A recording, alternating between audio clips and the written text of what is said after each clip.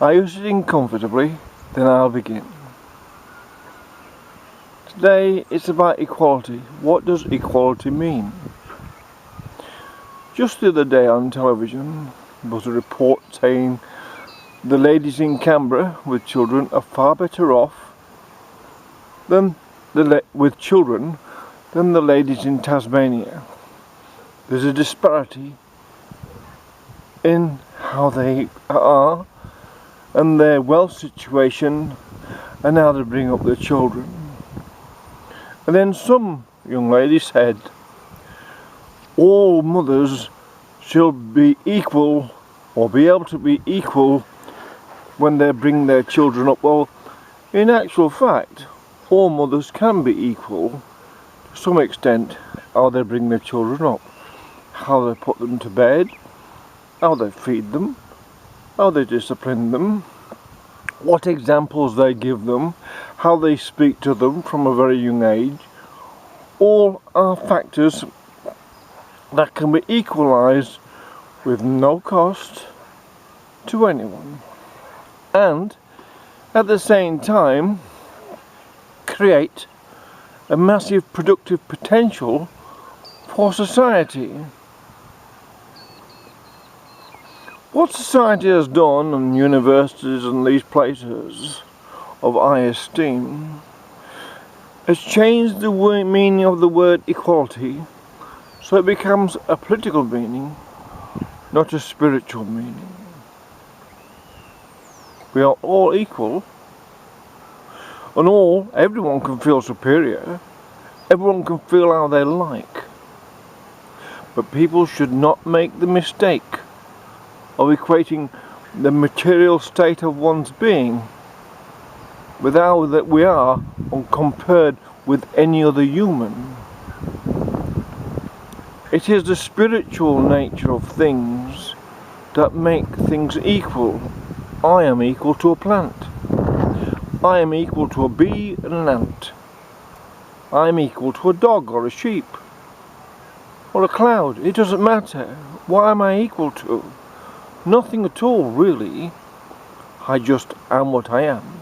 And so are all other humans. They are what they are. What makes them equal is their moral values, their spirituality, how civilized they are towards each other, and that's basically it, really.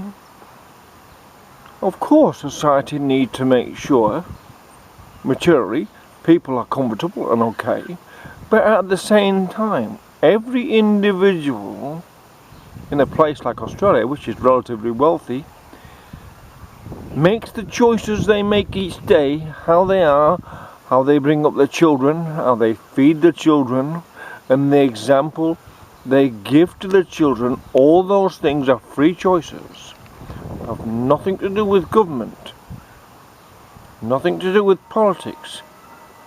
That's individual choice.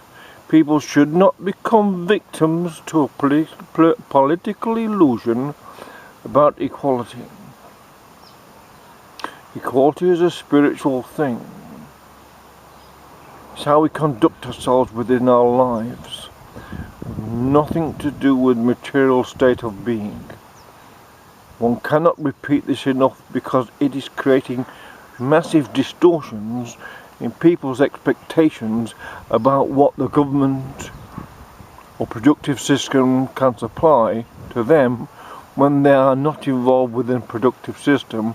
If you're living in a house in Tasmania, in some country town, you cannot make the best of what you have. You've got a garden outside you can grow vegetables in and help feed yourself and supplement your income. Maybe you have causing your own problem and not setting the right example to your children. Life is a life. The people in Canberra maybe live in the posh suburbs and people may be envious of them who live in a poorer place in Tasmania, but envy itself is a social disorder that politics work upon because they've got little left to offer that is of practical construction or good philosophy into the community. You cannot create equality by forcing other people to spend money on you, one way or other, coerciveness or extortions or whatever perversions they use. Equality is better built up by people bringing their children up with good discipline, speaking to their children clearly, sending to bed at a proper time, showing them proper eating manners, showing them how to be polite towards each other, and most certainly stopping boys being aggressive at all with girls and teaching girls not to be so materialistic. Then the material gain in that is manifest, because what it costs and what we don't lose is the greatest gain. Now it's about to rain. I finished my little speech on equality. Thank you. This is E.T. in rainy Australia.